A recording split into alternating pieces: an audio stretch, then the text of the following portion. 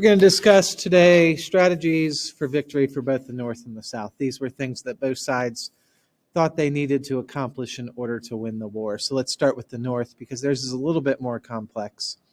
First of all, the name of their plan was the Anaconda Plan, which seems kind of like a weird random name. We'll talk about that in a second. So the Union had three specific things they wanted to do in order to win the war.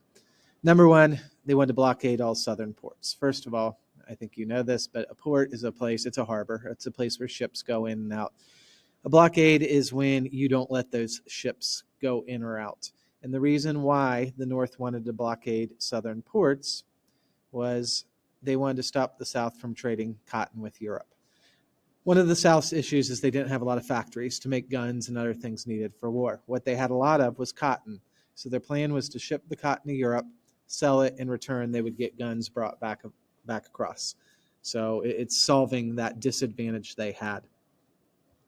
The second strategy was to capture the Mississippi River. Two reasons they wanted the Mississippi River. One, for transportation purposes, just so they can move supplies and men up and down the river quickly.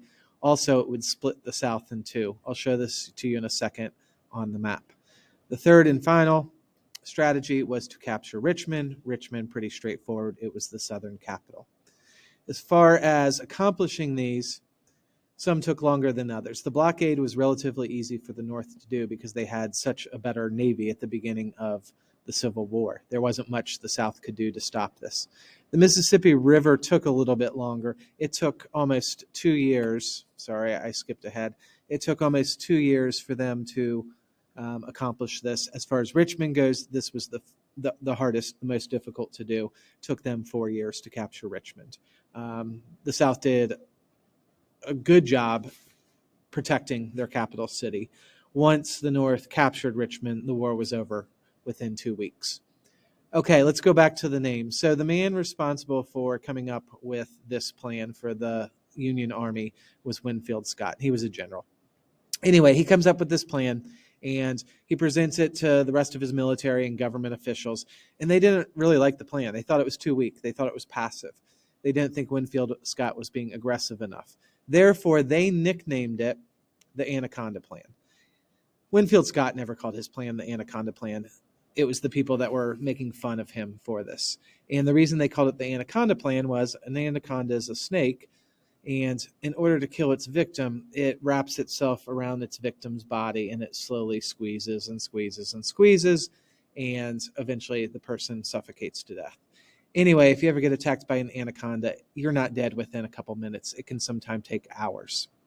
So they were hoping, the other officials were hoping for a plan where it's not going to take days and days and months and years to defeat the South, but something that's a lot quicker.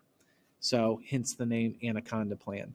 And I'll put this back up here. Now, the second time through, the second time seeing this should make more sense.